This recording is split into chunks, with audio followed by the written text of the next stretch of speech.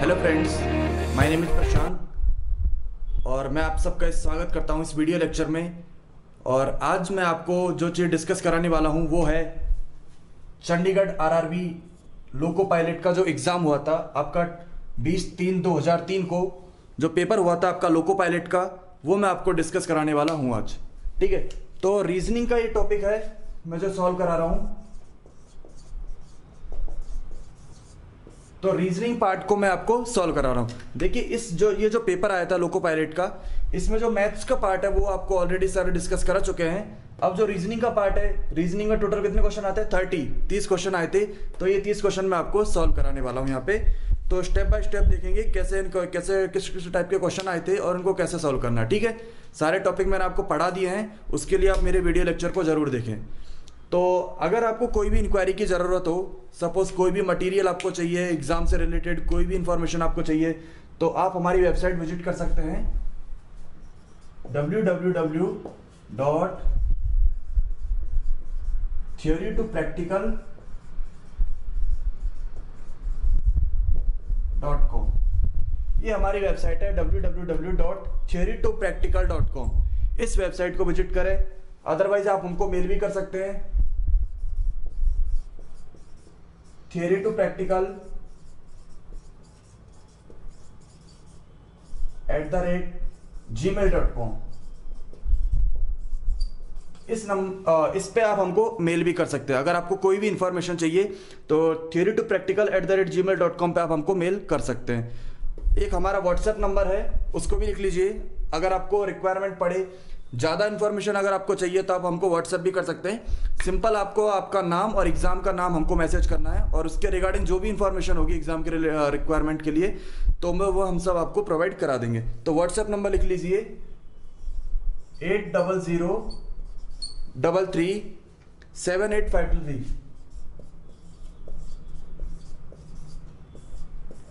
ये हमारा WhatsApp number है 8003378523। इस नंबर पे आप हमको व्हाट्सएप कर सकते हैं। और एक हमारा फेसबुक पे पेज है, फेसबुक पे हमारा एक पेज है क्रैक माई रीजनिंग।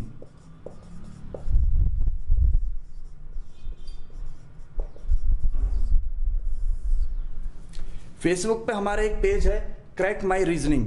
यहाँ पे आपको डिफरेंट टाइप के क्वेश्चन मिल जाएंगे, जो भी एग्जाम के रिलेटेड जो भी क्वेश्चन है, लोको पायलट हुआ, कोई भी एग्जाम हुआ, कोई भी कॉम्पिटेटिव एग्जाम हुआ, सारे क्वेश्चन हम लोग यहाँ पे पुटअप कर देते हैं। अगर आपको कोई क्वेश्चन, अगर सपोज आपको नहीं आ रहा है, कहीं से आपको कोई क्वेश्चन मिला, तो आप उस क्वेश्चन को यहाँ पे पुटअप कर सकते हैं फेसबुक पेज पे। इस पेज को लाइक करें और यहाँ पे उस क्वेश्चन को पुटअप करें, उसके बाद उसका सॉल्यूशन हम लोग आपको प्रोवाइड करा देंगे।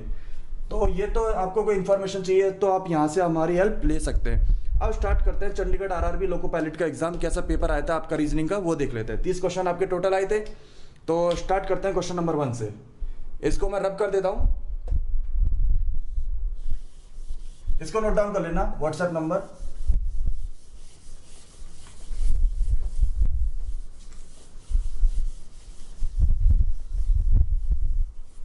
देखिए, क्वेश्चन नंबर 1 से स्टार्ट करते हैं।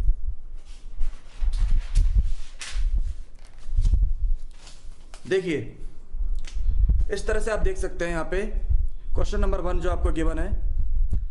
देखिए, एनालॉजी का पहला क्वेश्चन है चेन्नई, तमिलनाडु, देन देहरादून के बाद क्या आएगा। आपको 4 ऑप्शन दे रखे हैं, उत्तरांचल, झारखंड, छत्तीसगढ़, उत्तर प्रदेश।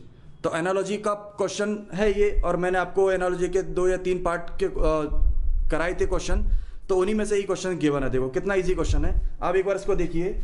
आपने क्वेश्चन लिखा चेन्नई और उसके बाद लिखा है तमिलनाडु, देन आपको लिखा है देहरादून और उसके आगे क्वेश्चन मार्क। ये आपका क्वेश्चन है। अब आपको मैंने क्या बताया था, बेसिकली इन दोनों में आपको रिलेशन फाइंड आउट करना है। जो रिलेशन इनमें चलेगा वही रिलेशन आगे के 2 में चलेगा। ठीक है, बीच में समानुपाती का साइन आता है।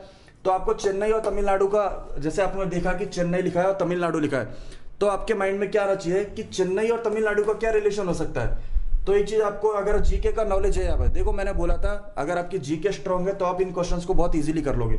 आपके दिमाग में आना चाहिए कि तमिलनाडु की राजधानी कौन होती है? चेन्नई। तमिलनाडु की राजधानी है चेन्नई, मतलब पहले राजधानी लिखी हुई है, देन उसका राज्य लिखा हुआ है। अब ये देहरादून क्या होगी, देहरादून किसी की राजधानी होगी, इसका मतलब किस राज्य की राजधानी है। अब आपको पता करना है कि देहरादून किसकी राजधानी है। तो ऑप्शन में देखिए आपको दे रखा है उत्तरांचल, झारखंड, छत्तीसगढ़, उत्तर प्रदेश। तो इनमें से कौन सी, देहरादून किसकी राजधानी होती है, उत्तरांचल। तो उत्तरांचल आपका करेक्ट आंसर हो जाएगा। तो उत्तरांचल आपका करेक्ट आंसर हो जाएगा यहाँ पे, ठीक है। ऑप्शन नंबर ए आपका करेक्ट आंसर हो गया।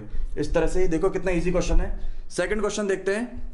इसमें दे रखा है मोची, चमड़ा, देन बढ़ई, उसके बाद क्वेश्चन मार्क, ठीक है। अब सेकंड क्वेश्चन देखते हैं एक बार क्या दे रखा है। आपको दे रखा है मोची, देन उसके साथ में क्या दे रखा है, चमड़ा, उसके बाद दे रखा है आपको बढ़ई। ये आपको गिवन है क्वेश्चन में। और ऑप्शन देखो क्या दे रखा है। ए ऑप्शन में आपको दे रखा है फर्नीचर, बी ऑप्शन में आपको गिवन है मेज, सी ऑप्शन में आपको गिवन है लकड़ी, और डी ऑप्शन में आपको गिवन है नाखून। ये चार ऑप्शन आपको गिवन है। देखिए यहां पे आप देखेंगे मोची और चमड़े में आपको रिलेशन बताना है। तो देखिए एक चीज देखिए यहां पे, मोची जो होता है, मोची वो चमड़े का काम करता है कि नहीं करता। मोची चमड़े का काम करता है, तो बढ़ई किसका काम करता है, लकड़ी का। Option number C. इस तरह से आपको इन दोनों में रिलेशन फाइंड आउट करना, उसी के अकॉर्डिंग आपको यहां पे फॉलो करना है। आपने देखा कि मोची जो होता है उसका रॉ मटेरियल, मतलब जो मटेरियल उसको काम करने के लिए चाहिए होता है, वो क्या होता है, चमड़ा होता है। मतलब चमड़ी की इसको रिक्वायरमेंट पड़ती है और चमड़े की फिर वो चीजें बनाता है। ऐसे बढ़ई को जो होता है मेनली जो चीज की जरूरत पड़ती है वो क्या होती है, लकड़ी। अब लकड़ी का यूज करके वो फर्नीचर बना सकता है, मेज बना सकता है, कुछ भी बना सकता है, ठीक है। तो रॉ मटेरियल क्या हो गया, लकड़ी। तो लकड़ी इसका करेक्ट आंसर हो जाएगा आपका। ये हो गया हमारा क्वेश्चन नंबर 2। आते हैं क्वेश्चन नंबर 3 पे।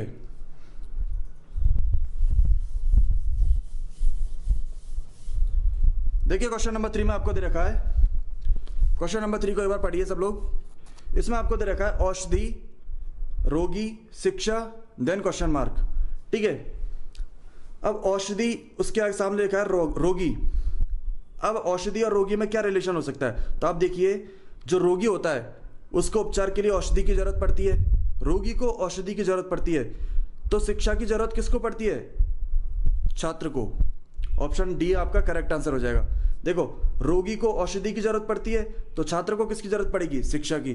तो शिक्षा आपका करेक्ट आंसर हो जाएगा। क्वेश्चन नंबर 3 की हम लोग बात कर रहे हैं। आपको दे रखा है औषधि, देन उसके आगे लिखा है रोगी, देन लिखा है शिक्षा,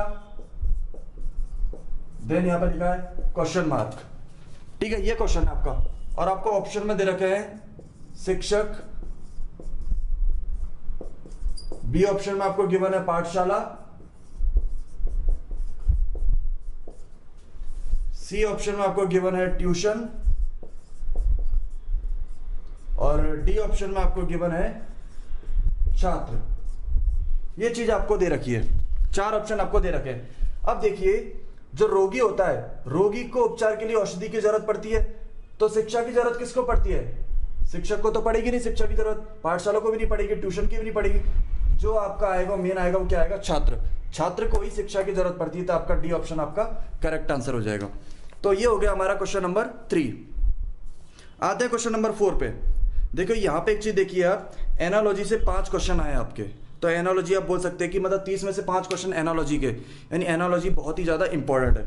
मैंने बताया भी था आपको बहुत ज्यादा इंपॉर्टेंट है ये।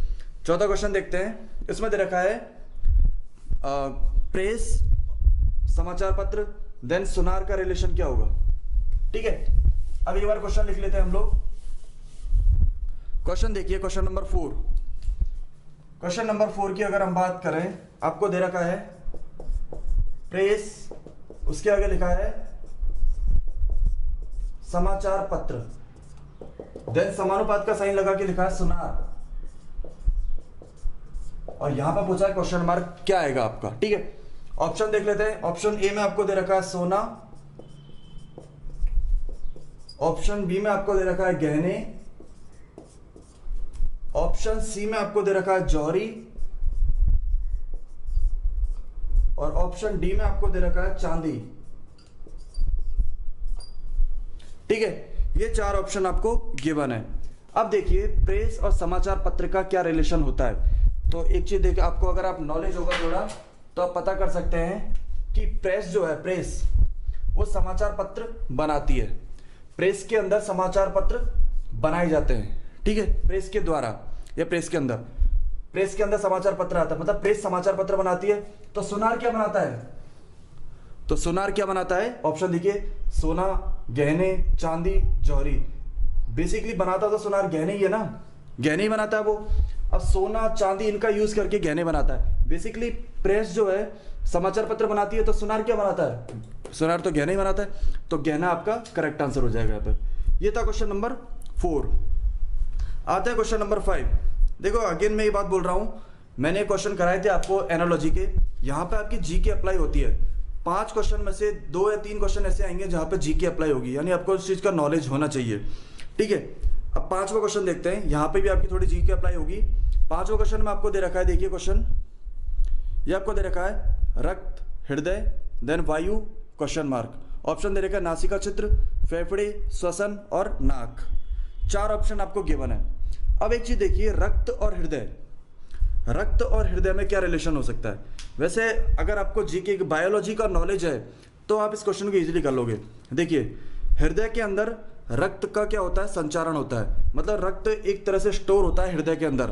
हृदय क्या होता है? रक्त को पंप भी करता है। अगर आपको नॉलेज है थोड़ा जीके का, तो हृदय रक्त को पंप करता है। तो वायु किसके अंदर स्टोर होती है? अगर हृदय के अंदर रक्त स्टोर होता है तो वायु किसके अंदर स्टोर होती है? फेफड़े। तो फेफड़े यानी लंग्स, लंग्स यानी फेफड़े आपका करेक्ट आंसर हो जाएगा। यहां पे आपको देखा कि हृदय दे रखा है और आपको क्या दे रखा है? रक्त। रक्त मतलब ब्लड, हृदय मतलब हार्ट। अब आपको मालूम है कि हार्ट के अंदर रक्त रहता है, मतलब बेसिकली रक्त का संचालन कौन करता है? हार्ट ही करता है। तो वायु का संचालन कौन करेगा? फेफड़े यानी लंग्स। तो लंग्स आपका करेक्ट आंसर हो गया, ठीक है। तो ये क्वेश्चन 5 एनालॉजी के आए थे, बहुत इजी क्वेश्चन थे, आप लोगों ने देखा, तो इनमें से आप बहुत अच्छे से स्कोर कर सकते हैं। तो 5 क्वेश्चन हम लोगों ने कर लिए हैं। आते हैं क्वेश्चन नंबर 6 पे। क्वेश्चन नंबर 6 जो है आपका वो है ऑड वन आउट, असंगत ज्ञात करो। मतलब जो अलग नंबर है, अलग संख्या या अलग वर्ड कोई दे रखा है, उसको आपको सेपरेट करना है, छांटना है, ठीक है। तो क्वेश्चन नंबर 6 में क्या दे रखा है वो एक बार देख लेते हैं।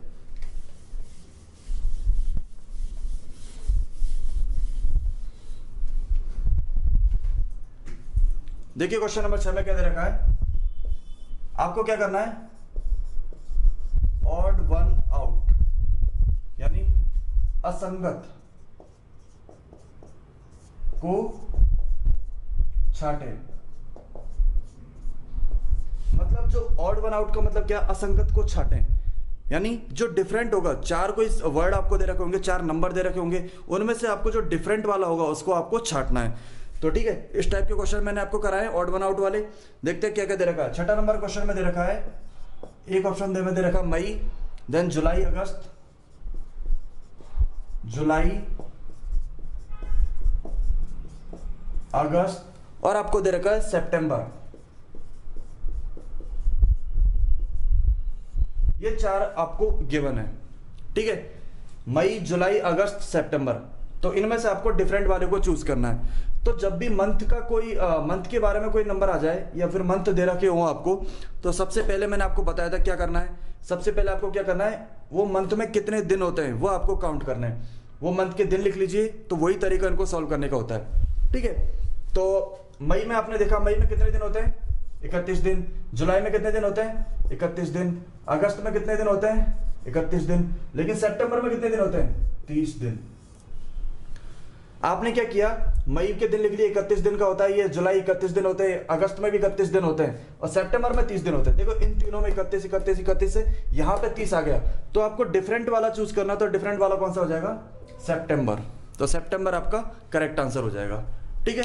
तो सिंपल क्वेश्चन था, मैंने क्लास में कराए थे ऐसे क्वेश्चन। देखिए एक भी क्वेश्चन आपका ऐसा नहीं आ रहा जो क्लास में नहीं कराया, सारे क्वेश्चन क्लास में कवर अप कराए और बहुत इजी लेवल का पेपर आता है। अगर आप क्लास नोट्स को अच्छे से पढ़ेंगे, जो मैंने वीडियो लेक्चर बनाए हैं, तो आप इन क्वेश्चंस को बहुत इजीली कर लोगे। ठीक है, तो क्वेश्चन नंबर 6 तक हम लोग कर चुके हैं। आते हैं क्वेश्चन नंबर 7। क्वेश्चन नंबर 7 भी ऑड वन आउट वाला ही क्वेश्चन है। इसमें देखते हैं क्या आपको गिवन है।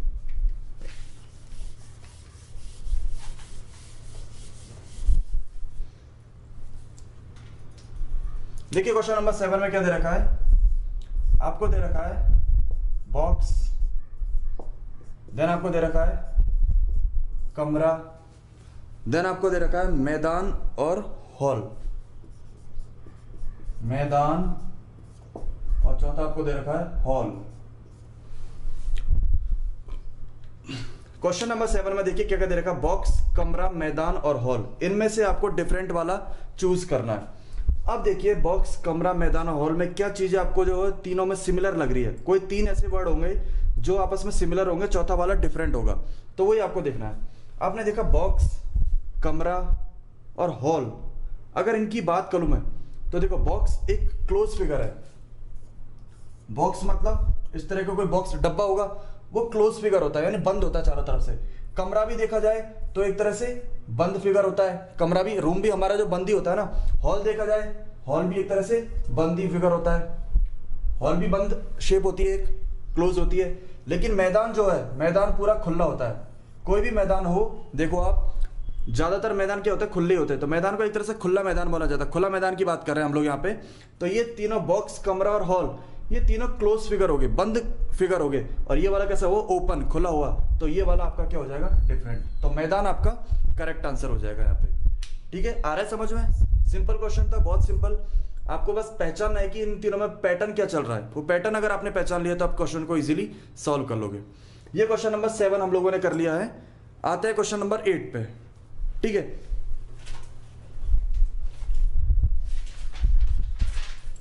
देखिए क्वेश्चन नंबर 8 में क्या दे रखा है, पोस्टर, आरेख, कागज और चार्ट। ठीक है,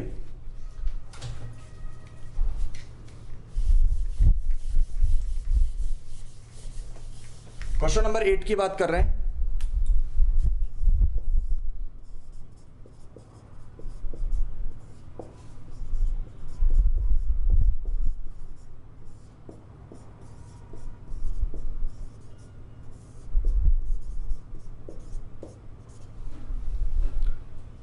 इसमें भी ऑड वन आउट वाला है। ए में दे रखा है पोस्टर, बी में दे रखा है आरेख, सी में दे रखा है कागज और डी में दे रखा है चार्ट। इनमें आपको ऑड वाला फाइंड आउट करना है। अब देखिए एक चीज, पोस्टर, कागज और चार्ट, ये तीनों एक तरह से रिलेटेड है देखो, लेकिन आरेख डिफरेंट वाला होगा। कैसे बताया मैंने, देखो आरेख जो होता है वो किसी पेपर या कागज में बनाया जाता है।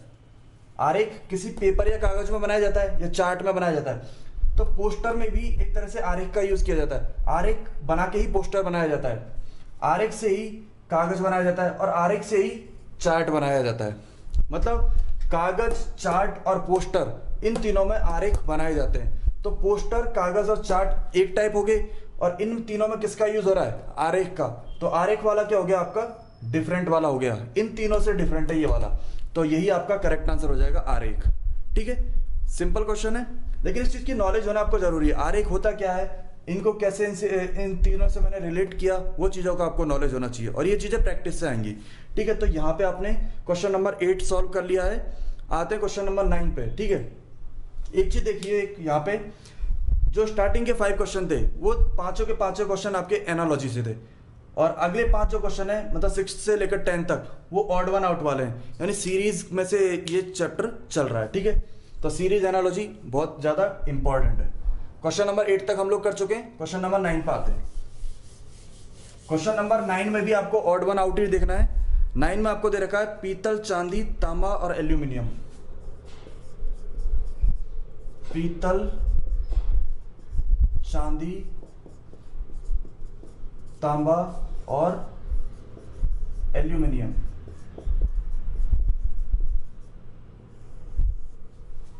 क्वेश्चन नंबर 9, ये क्वेश्चन नंबर 9 है। देखो, पीतल, चांदी, तांबा और एल्यूमिनियम, अब अगर आपको मेटल्स के बारे में नॉलेज है तो आप ये क्वेश्चन कर पाएंगे, अदरवाइज आपको क्वेश्चन सॉल्व करना मुश्किल हो जाएगा। अगेन इसमें जी के अप्लाई हो रही है, साइंस का क्वेश्चन है ये। तो आपको एक चीज मालूम होना चाहिए कि चांदी, तांबा और एल्यूमिनियम ये प्योर मेटल होते हैं। प्योर मतलब इनमें कोई मिलावट नहीं होती है। सिर्फ चांदी मतलब सिर्फ चांदी, तांबा मतलब सिर्फ तांबा, एल्यूमिनियम मतलब सिर्फ एल्यूमिनियम। लेकिन पीतल का मतलब क्या होता है? पीतल जो होता है कोई एक मेटल नहीं होता, इसमें 2 या 3 मेटल मिक्सअप होते हैं तब जाके पीतल बनता है। तो ये एक तरह से मिश्र धातु है। पीतल कैसी धातु होती है? मिश्र धातु, अलॉय होता है इसको इंग्लिश में अलॉय बोलते हैं। इसको इंग्लिश में क्या बोला जाता है? अलॉय, हिंदी में मिश्र धातु। पीतल एक मिश्र धातु है, लेकिन चांदी, तांबा और एल्यूमिनियम तीनों प्योर धातु होती है, ठीक है। तो ये तीनों प्योर है लेकिन इसमें मिलावट है, तो आपको डिफरेंट वाला चूज करना था। डिफरेंट वाला तो पीतल ही हुआ, तो पीतल आपका करेक्ट आंसर हो जाएगा। यहाँ पे ऑड वन आउट में कौन सा आंसर हो जाएगा? पीतल। तो क्वेश्चन नंबर 9 हम लोगों ने देख लिया है। सिंपल क्वेश्चन है, ऐसा कोई टिपिकल क्वेश्चन नहीं आ रहा है जिनको आपको सोचने में बहुत टाइम लग रहा है, आप नहीं कर पा रहे हो। सारे क्वेश्चन बहुत ही बेसिक क्वेश्चन है। तो क्वेश्चन नंबर 9 तक हम लोग कर चुके हैं। आते हैं क्वेश्चन नंबर 10 पे। इसको रैप कर दूं।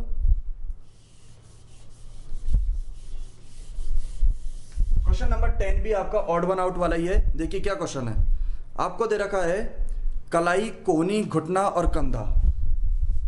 क्वेश्चन नंबर 10 पे आते हैं। पहले में दे रखा है कलाई, देन कोहनी, देन घुटना, देन कंधा। अब क्वेश्चन नंबर 10 में ये देखो, कलाई, कोहनी, घुटना और कंधा ये हमारी बॉडी के पार्ट्स हैं, लेकिन इनमें से 3 जो होंगे वो आपस में रिलेट होंगे कैसे भी करके, और चौथा वाला डिफरेंट होगा। और वही आपको सोचना है कि कलाई, कोहनी, घुटना और कंधा इनमें कौन 3 आपस में रिलेटेड है। तो अब जी देखिए, कलाई, कलाई मतलब हमारे हाथ का पार्ट है, कोहनी हमारे हाथ का पार्ट है, कंधा अगर मैं कंधे की बात करूं तो ये हमारे हैंड का पार्ट है। देखो कलाई होती है हमारी कलाई, ये कोहनी हो गई, यहाँ तक कोहनी, उसके बाद कंधा, ये तीनों कंधा, कोहनी और कलाई ये तीनों हमारे हाथ के हैंड के पार्ट है, हैंड के पार्ट है। लेकिन घुटना जो है, घुटना नीचे आता है, हमारे पैर का पार्ट है, ये हमारे पैर में होता है। लेकिन कंधा, कोहनी और कलाई ये तीनों हमारे हाथ में होते हैं, हाथ के पार्ट है। ये हमारे कलाई, कोहनी और कंधा हमारे हाथ के भाग है, और घुटना हमारे पैर का भाग है। तो आपको डिफरेंट वाला चूज करना, तो डिफरेंट वाला कौन सा हो गया? घुटना आपका डिफरेंट वाला हो गया। तो डिफरेंट वाला आपका कौन सा हो गया? घुटना। यही आपका करेक्ट आंसर है। इस तरह से आपको क्वेश्चन सॉल्व करने हैं। देखिए 10 क्वेश्चन एनालॉजी सीरीज वाले क्वेश्चन थे, तो इनको मैंने करा दिए। क्वेश्चन बहुत ईजी हैं, 30 में से 10 क्वेश्चन तो सिर्फ इनसे आते हैं। अब बचे 20 क्वेश्चन, उनको भी डिस्कस कर लेते हैं कैसे क्या क्या क्वेश्चन आए थे। आते हैं क्वेश्चन नंबर 11 पे।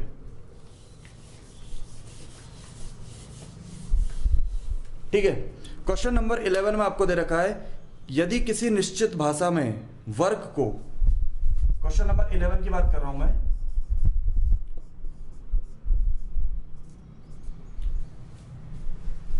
अगर किसी निश्चित भाषा में वर्ग को 4, 5, 6, 7, ये कोडिंग डिकोडिंग वाला चैप्टर है, मैंने आपको कराया था, 3 या 4 पार्ट मैंने इसके कराए हैं और बहुत अच्छे से आपको कराए हैं। ये क्वेश्चन बहुत बेसिक है। देखिए अगर वर्ग को किसी इंग्लिश भाषा में कोड दिया जाता है 4, 5, 6, 7, ये कोड दिया, और आपको कोड किसका मिलता है? मैन, और मैन का कोड आपको दिया है 328। अगर वर्ग का कोड है 4, 5, 6, 7 और मैन का कोड है 328, ठीक है, तो आपको कोड बताना है विमेन का, WOMAN,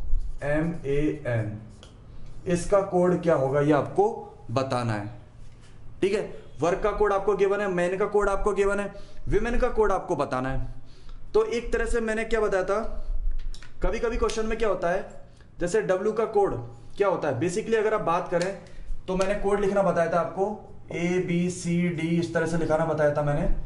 ठीक है, तो A का कोड कितना होता है 1, B का कोड 2, C का कोड 3। अगर ये कोड अगर आपको याद है, मतलब अगर आपने लिखे हुए तो एक बार इनको लिख के देखिए। लेकिन यहाँ पे जो कोड दे रखे, देखिए W का कोड तो 15, 20, 22 के आसपास आएगा। ठीक है, तो इसका कोड 4 5 6 7 इनमें से तो कुछ हो नहीं सकता। तो बेसिकली मैंने इसमें करने के दो तरीके बताए थे कि पहले इनके कोड लिख लो, डब्ल्यू के अलग लिख लो, आर का अलग लिख लो, ओ का अलग लिख लो, के का अलग लिख लो, एम ए एन के भी कोड लिख लो, तब आपको पता चल जाएगा। लेकिन यहाँ पे ऑलरेडी कोड गिवन है। देखो वर्क यानी डब्ल्यू का कोड 4 है, ओ का कोड 5 है, आर का कोड 6 है और के का कोड 7 है, एम का कोड कितना है 3, ए का कोड कितना है 2 और एन का कोड कितना है 8। अब ये कोड आपको ऑलरेडी गिवन है इस ऑर्डर में। आपको विमेन का कोड बताना है, तो विमेन WOMAN, तो W का कोड क्या होगा? W का कोड आपने देखा कितना है 4, लिख लिया 4। उसके बाद O का कोड लिखना है, O का कोड कितना है 5, यहां पे लिख लिया 5। उसके बाद M का कोड लिखना है, M का कोड कितना है 3, आपने लिख लिया 3। उसके बाद A का कोड लिखना है, A का कोड कितना है 2। उसके बाद N का कोड कितना है 8। 4 5 3 2 8 ये आपका करेक्ट आंसर हो जाएगा। ठीक है, इसमें ऑप्शन क्या क्या दे रखे थे वो मैं बता देता हूं एक बार आपको। देखो इस क्वेश्चन में ऑप्शन आपको दे रखे हैं 4 3 5 2 8, ए ऑप्शन में दे रखा है 4 3 5 2 8, बी ऑप्शन में आपको गिवन है 8 2 3 5 4, 8 2 3 5 4, सी ऑप्शन में आपको गिवन है 3 2 8 4 5, 3 2 8 4 5 और डी ऑप्शन में आपको गिवन है 4 5 3 2 8, 4 5 3 2 8। चार ऑप्शन आपको गिवन है, ए में 4 3 5 2 8, बी में 8 2 3 5 4, सी में 3 2 8 4 5 और डी में दे रहेगा 4 5 3 2 8। तो इनमें से आपका आंसर क्या आ रहा है? आपका आंसर आ रहा है 4 5 3 2 8, 4 5 3 2 8। डी ऑप्शन आपका करेक्ट आंसर हो जाएगा। तो जो कोड आपको गिवन है उन्हीं का यूज करके आपको डायरेक्टली क्वेश्चन में यहाँ पे लिख लेना। तो बहुत सिंपल होते हैं। डब्ल्यू का कोड देखा आपने कितना होता है, ओ का कोड कितना होता है, इनको लिख के यहाँ पे लिखा, आपको पता चल जाएगा कि क्या आपका आंसर आ रहा है। तो आपका option number D correct answer हो जाएगा यहाँ पे। ठीक है, सिंपल क्वेश्चन था ये वाला। ठीक है, ये हमारा हो गया क्वेश्चन नंबर 11। आते हैं क्वेश्चन नंबर 12 पे। ये लिख लिया सब लोगों ने? क्वेश्चन नंबर 12 पे आते हैं। देखो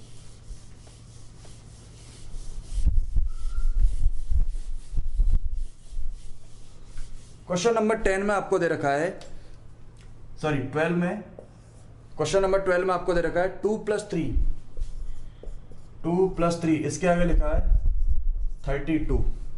2 + 3 की वैल्यू 32 हो और 4 + 5, 4 + 5 इसकी वैल्यू दे रखी है आपको 54। 54 गिवन है, आपको बताना है 6 + 8 कितना होगा। ए ऑप्शन में आपको दे रखा है 68, बी ऑप्शन में आपको दे रखा है 86, सी ऑप्शन में आपको गिवन है 76 और डी ऑप्शन में आपको गिवन है 67। ये चार ऑप्शन आपको गिवन है। आपको क्या दे रखा है? 4 + 3 की वैल्यू 32 दे रखी है, 2 + 3 की वैल्यू 32, 4 + 5 की वैल्यू 54, तो 6 + 8 की वैल्यू कितनी होगी? अब एक चीज देखिए, कभी भी इस टाइप का क्वेश्चन आए तो पहले देखिए नंबर कौन कौन सा है, 2 और 3। देखो प्लस का मतलब ये बिल्कुल भी नहीं है कि आपको दोनों को ऐड करना है। यहाँ पे कुछ पैटर्न चल रहा होता है, यहाँ पे कुछ मल्टीप्लिकेशन भी दे सकता है, डिवीजन दे सकता है, कोई भी साइन यहाँ पे लगा सकता है। प्लस का मतलब ये नहीं मानना कि आपको इसमें एडिशन करना है, एडिशन का इसमें कोई लेना देना नहीं है। अब 2 और 3 इनका यूज करके इसने लिखा है 32। मतलब देखो यहाँ पे 2 आ रहा 3 आ रहा, यहाँ पे भी 2 आ रहा 3 आ रहा, लेकिन नंबर को क्या कर दिया? उल्टा कर दिया। पहले 2 3 था, अब 3 2 हो गया। यहाँ पे 4 5 था तो 5 4 हो गया 5 4। अगर यहाँ पे 6 8 है तो इसका उल्टा हो जाएगा। उल्टा क्या हो जाएगा? 8 6। तो 8 6 आपका करेक्ट आंसर हो जाएगा। 8 6 ऑप्शन में दिख रहा है, ऑप्शन नंबर बी में, तो ऑप्शन नंबर बी आपका करेक्ट आंसर हो जाएगा। इस तरह से आपको क्वेश्चन ये सॉल्व करना है। ये हो गया हमारा क्वेश्चन नंबर 12। इजी क्वेश्चन था, सिंपल, आपको नंबर को उल्टा करके लिख दिया बस और आपको पैटर्न पे पता चल गया तो आपका आंसर निकल गया तुरंत। ये हो गया हमारा क्वेश्चन नंबर 12। आते हैं क्वेश्चन नंबर 13 पे।